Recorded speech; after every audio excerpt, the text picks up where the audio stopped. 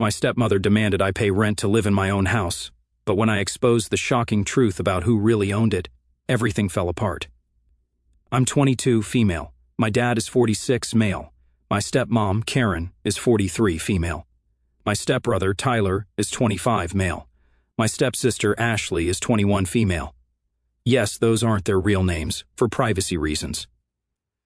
Okay, so buckle up because this is going to be a long one. Seriously, grab some popcorn or whatever because there's a lot to unpack here. I've been holding this in for weeks and really need to get it off my chest. Some background information you guys need first. Trust me, it's important for later. I lost my mom to breast cancer when I was 8. It sucked, obviously, but we managed. My dad was completely destroyed, though, like he could barely function for the first year. My mom's parents, absolute saints by the way, stepped up big time. They basically moved in with us to help take care of me while my dad worked through his grief and tried to keep his business running. A quick note about the house situation because it's super important later. My grandparents were pretty well off, not mega rich or anything, but comfortable enough to buy this huge 4-bedroom house in one of the nicer neighborhoods near Boston. The idea was that we'd all live together so they could help raise me properly. It worked great for a while, to be honest. But then my dad met Karen, not her real name, but it fits her perfectly. I'm laughing my ass off. They met at some business conference in Chicago about 2 years after my mom died. He was there trying to expand his consulting business or whatever, and she was working as an event coordinator. According to him, they just clicked, I guess. Karen saw her chance with a grieving widower who owned his own business because she literally moved across the country to be with him after only knowing each other for 3 months. Surprise, surprise. They got married within 6 months of meeting. Talk about red flags. Here's where it gets fun. Karen brought her 2 kids with her. Tyler, 25 now, was 11 at the time and already a spoiled brat. Ashley, 21 now, was 7 and honestly wasn't too bad at first, but Karen turned her into a mini clone of herself over the years. My grandparents tried to be nice about it. They really did. But I remember overhearing them talking late at night about how they didn't trust Karen. They thought she was just after Dad's money. Plot twist, they were right. But they kept quiet for Dad's sake because he seemed happy for the first time since Mom died. The first few years were rough. Karen started small with her nonsense. Little comments about how the house was decorated old-fashioned, it wasn't tea, how the kitchen needed updating, it didn't. How my grandparents were set in their ways, they weren't. But then she got bolder. She started rearranging furniture without asking, threw out some of Mom's old decorations claiming they were collecting dust, and slowly started taking over the house. My grandparents were too polite to say anything, and Dad was too love-struck to notice. Then the chores started. At first it seemed normal.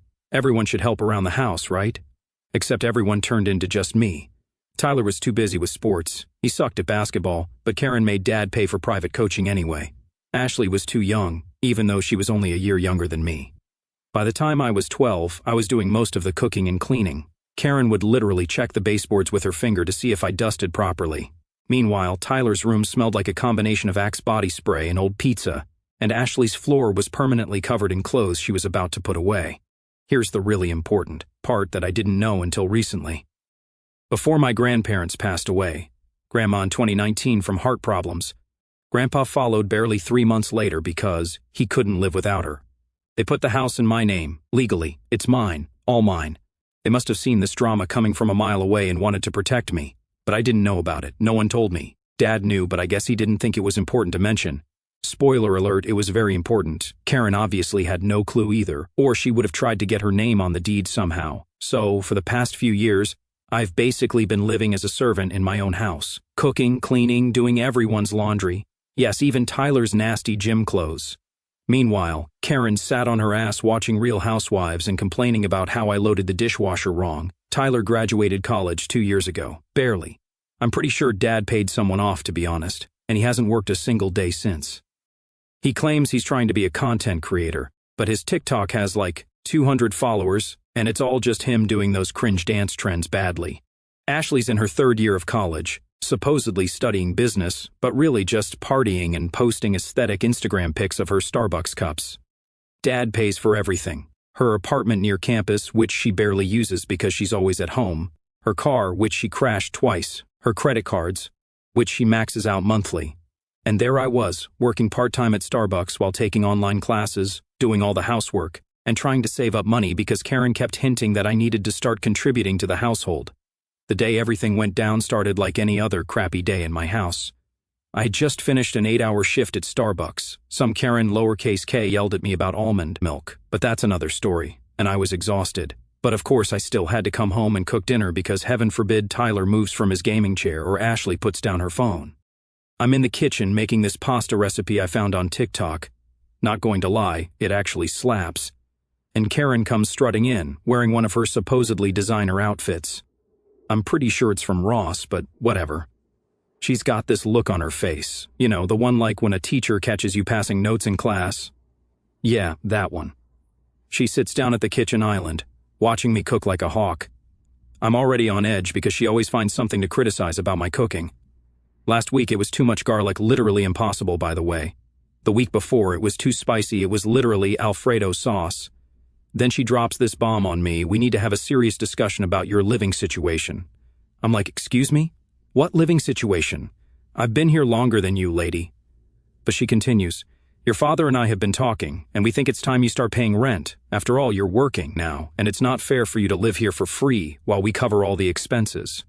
Y'all, the audacity of this woman. I'm literally standing there, wooden spoon in hand, sauce probably burning, just trying to process this nonsense. Meanwhile, I can hear Tyler upstairs screaming about his KD ratio in Call of Duty, and Ashley's TikTok sounds are blasting from the living room. So, I ask her, trying to keep my voice level because I'm petty but not stupid. What about Tyler and Ashley? Are they paying rent too? She does this thing where she dabs her mouth with a napkin, even though she hasn't eaten anything. She learned it from Real Housewives, I swear. Then she hits me with, well, that's different. They're my children, and they're still getting established in life. Tyler is working on his content creation career, and Ashley is focused on her studies. I almost laughed out loud. Tyler's content creation career consists of badly lip-syncing to trending sounds and playing Fortnite on Twitch for literally 3 viewers. Pretty sure one is his mom and another is his alt account. And Ashley studies? Girl hasn't opened a textbook since freshman year orientation. But here's where it gets good. Karen starts laying out her reasonable rent requirements. $800 a month in this economy, plus utilities, plus I'd still be expected to help out around the house, also known as continue being their maid. I'm standing there stirring this pasta sauce and something in me just snaps. You know that moment in movies where everything goes quiet and clear? It was like that.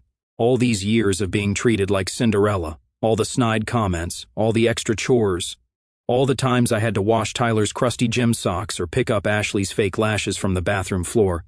It all just hit me at once. So I turn off the stove safety first, laughing out loud, put down the spoon, and look Karen dead in her over-Botoxed face. Let me get this straight, I say, and my voice is weirdly calm. Tyler, who hasn't earned a single dollar since graduation and spends his days yelling at 12-year-olds on Xbox, doesn't have to pay rent. Ashley, who maxes out her credit cards buying Sheen hauls and has never touched a vacuum in her life, doesn't have to pay rent. But I do. Karen's face does this weird twitchy thing, probably the Botox fighting with her facial muscles. She starts going on about how I'm more established and how family helps family and some other nonsense she probably read in a Facebook mom group. That's when I decided to drop my own bomb. But first, I called everyone to the dining room, told Karen I wanted to discuss this as a family, used her own manipulative tactics against her, laughing my ass off. Tyler whined about leaving his game, and Ashley acted like getting off the couch was literal torture. But eventually, everyone was sitting at the table.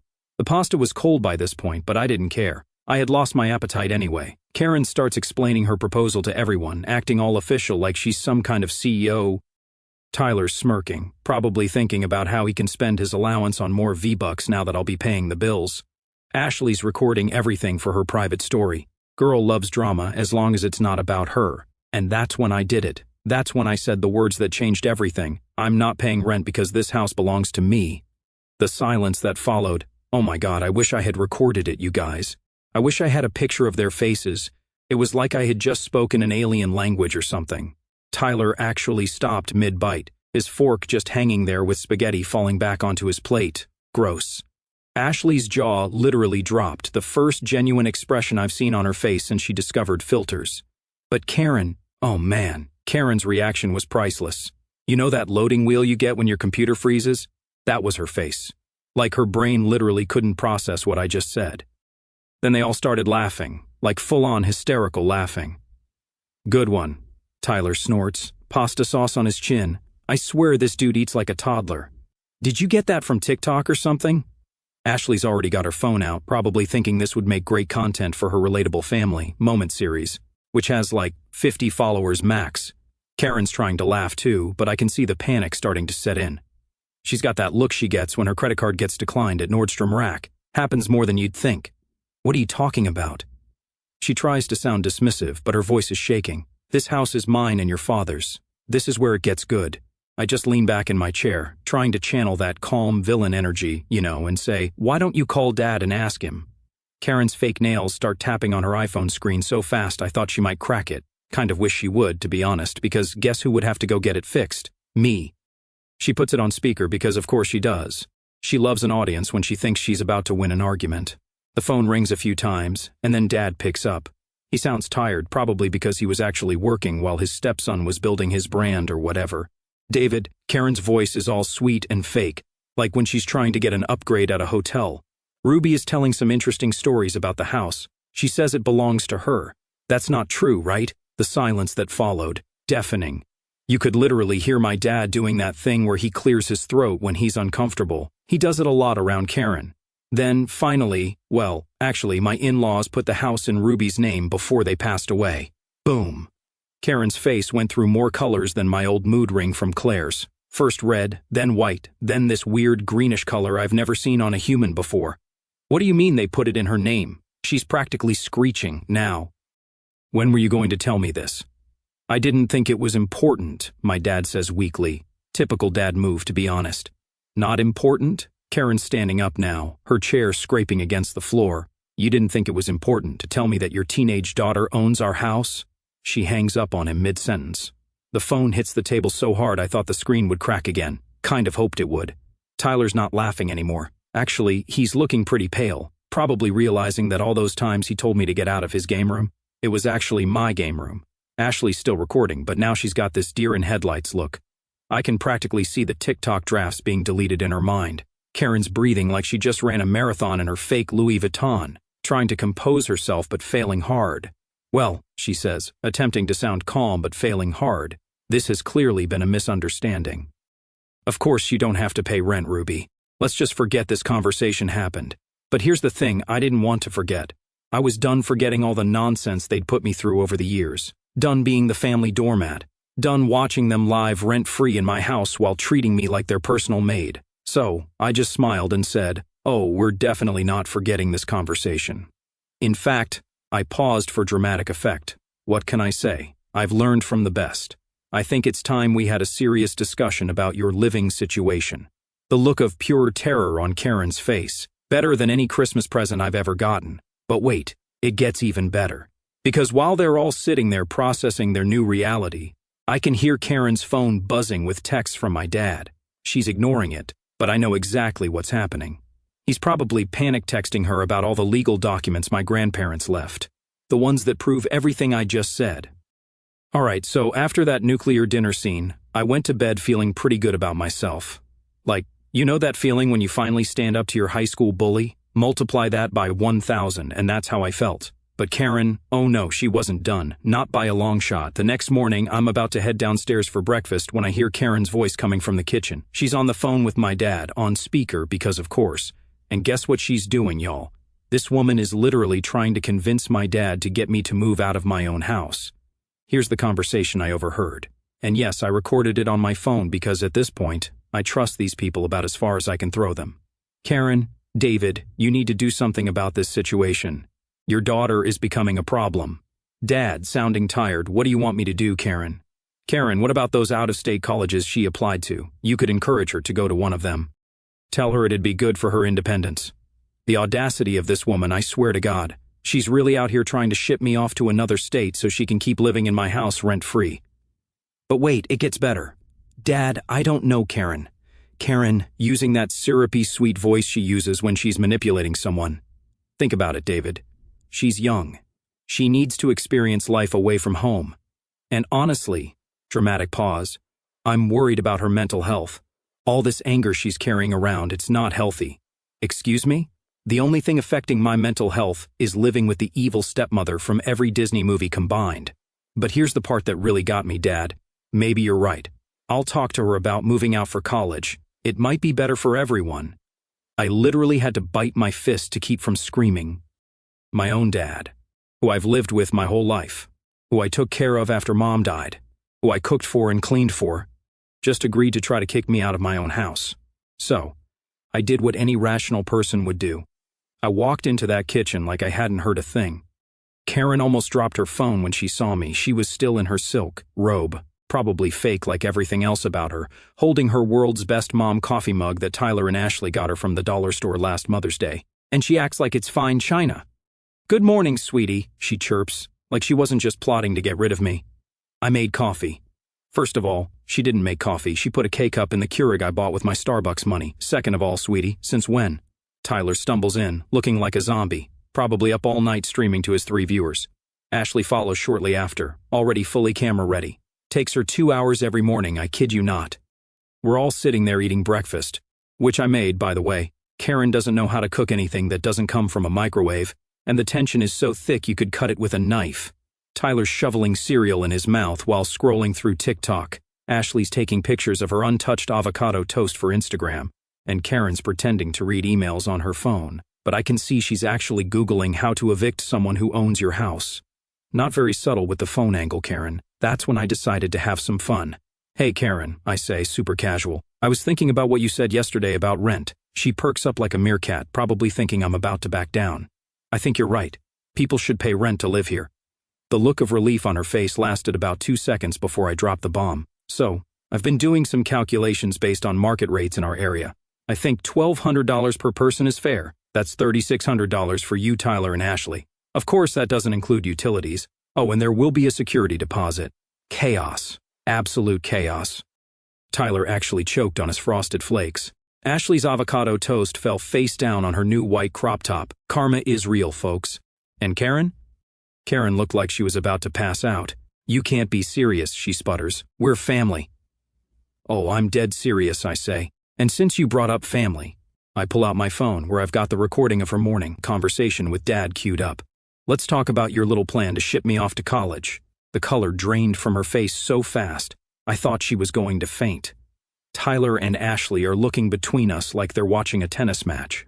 So, after I played that recording of Karen's phone call, things got wild, like Jerry Springer level wild. Karen jumps up from her chair so fast she knocks over her precious world's best mom mug. Sadly, it didn't break. She's doing this weird thing with her face where she's trying to look angry, but her Botox is fighting back. And honestly, it's kind of hilarious. "You recorded me," she screeches. "That's illegal." I just smile and say, "Actually, we live in a one-party consent state." I checked. Also, my house, my rules. Tyler's just sitting there with his mouth open, milk dribbling down his chin. I swear to God, this dude never learned how to eat properly. Ashley's frantically texting someone, probably her TikTok group chat where she pretends to be rich and unbothered. Karen starts pacing around the kitchen, her knockoff Gucci slides making that annoying flip-flop sound on the tile floor that I cleaned yesterday, by the way. She's muttering something about calling her lawyer cousin. You know, the one who specializes in real estate law but actually just does DUI cases in some strip mall office. Then she tries a different approach. Suddenly her voice gets all soft and concerned, like when she's trying to get a refund without a receipt. "Ruby, sweetie, I know you're upset, but this behavior, yeah, it's not healthy. Your father and I are just trying to help you. Maybe some time away would be good for you. There's this lovely college in Michigan." I cut her off right there. "Karen, let me make something very clear. I'm not going anywhere. This is my house. The deed is in my name, and if anyone's going to be leaving, it won't be me." That's when she lost it completely. "You ungrateful little." Not going to repeat what she called me, but let's just say it wasn't very world's best mom of her.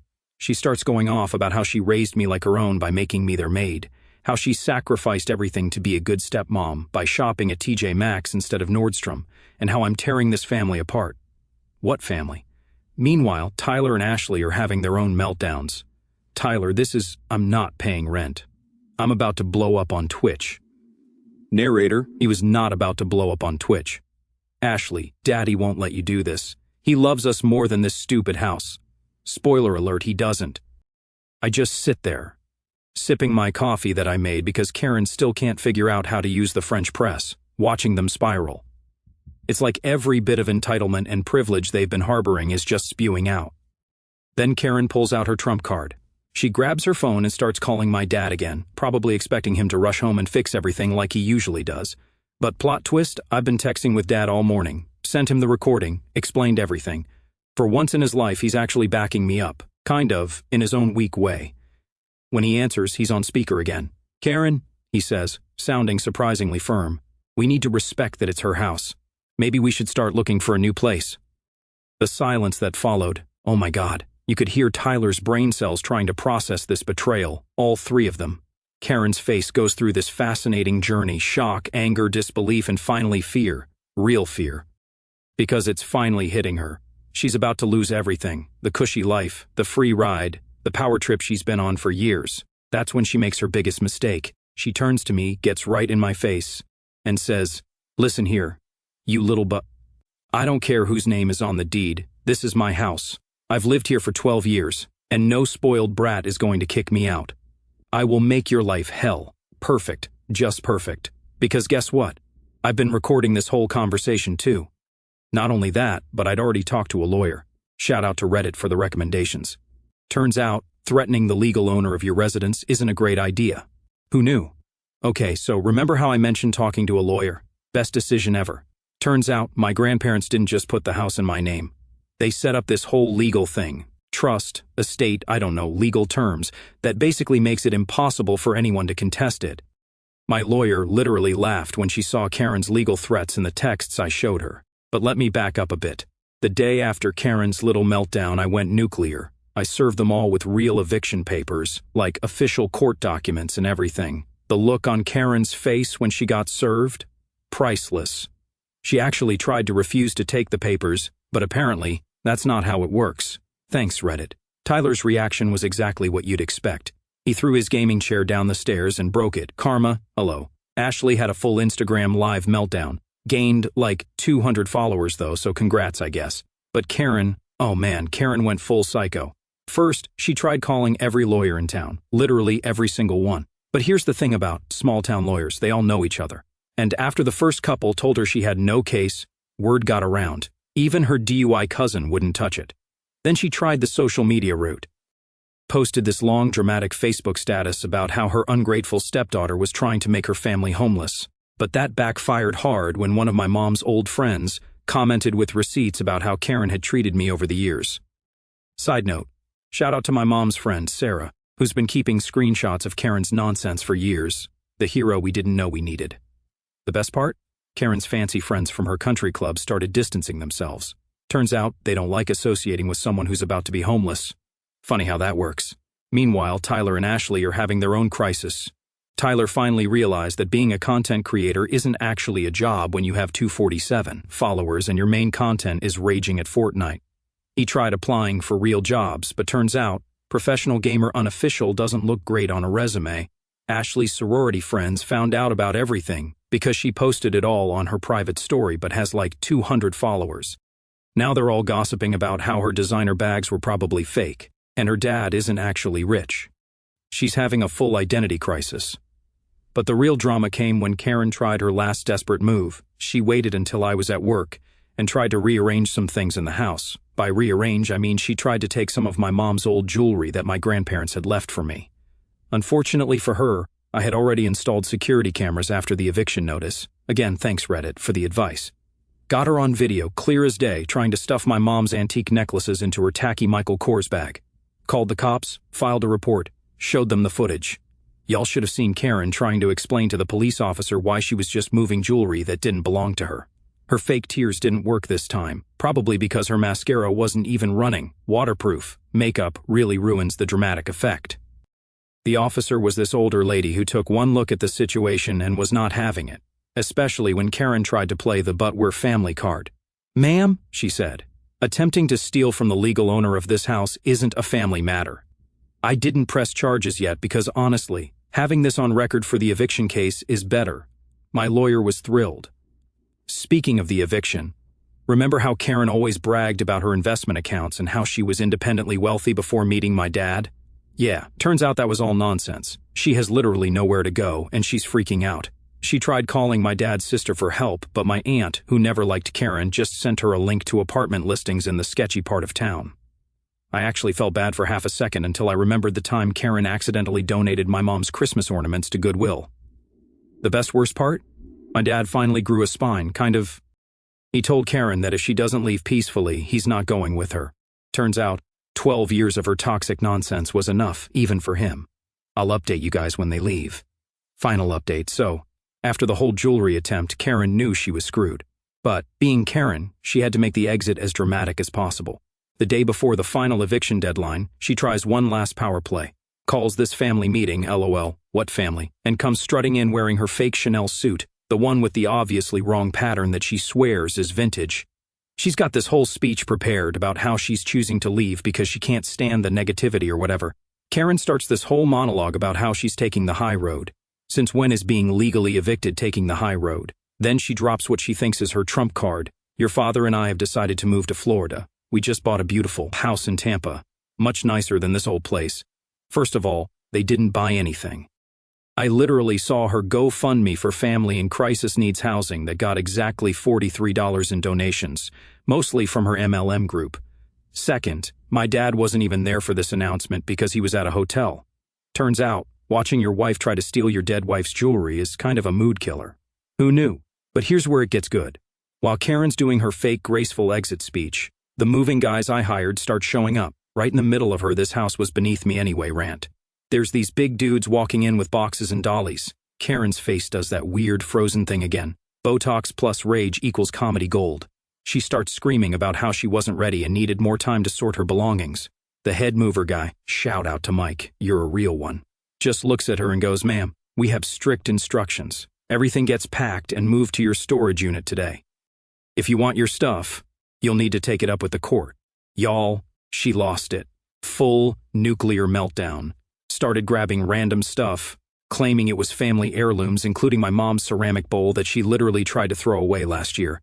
Ashley's crying about her TikTok backdrop being ruined. Tyler's having a panic attack because he can't disconnect his gaming setup fast enough. But here's the best part. Remember that designer stuff Karen was always bragging about? The vintage bags and premium clothes? The movers start packing it up and half the labels are literally falling off. While all this is happening, I'm just sitting on my couch, drinking my coffee, in my house, watching them scramble. Posted a few updates to my private story, and suddenly, all these people from high school are sliding into my DMs like, "OMG, I always knew she was fake." Final inventory of what they tried to steal on their way out. 3 of my mom's necklaces, caught on camera. My grandma's china set, also on camera. The good coffee maker, I bought that with my Starbucks money. Every single towel in the house, weird, flex, but okay. And the garage door opener, seriously. But you know what? They can have the towels. I already ordered new ones, really nice ones that Karen would have said were too expensive while dropping $500 on her fake designer stuff. The actual eviction? Chef's kiss. Perfect. They had to do the walkout with the sheriff's deputy present. Standard procedure, but extra satisfying. Karen tried to claim I damaged her things during the move. The deputy just pointed to my security cameras and asked if she wanted to file a false report. She shut up real quick. So, where are they now? Karen and my dad are staying at her sister's 2-bedroom apartment in the next town over. Apparently, it's not going great. Her sister posted on Facebook about ungrateful house guests who don't do dishes. Tyler had to sell his gaming setup to pay for a deposit on a room and some sketchy house share. He's working at GameStop now, which honestly might be good for him. Ashley moved in with her sorority sisters, but that lasted about a week before they got sick of her crying. Now she's commuting 2 hours to college from her mom's sister's place. Her latest TikTok is about being humbled, but she's still getting ratioed in the comments. As for me, the house is so peaceful now. Like, weirdly peaceful. No more fake designer perfume smell everywhere. No more passive-aggressive notes about loading the dishwasher correctly. No more 3 a.m. screaming from Tyler's gaming sessions.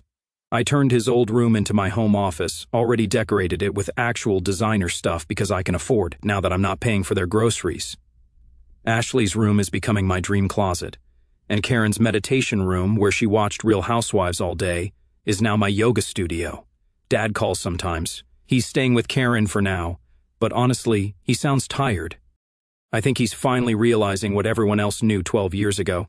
He married a gold digger who isn't even good at gold digging. Was I too harsh? Maybe. Do I regret it? Nope. They messed around. They found out. Turns out karma doesn't care about your fake Gucci slides.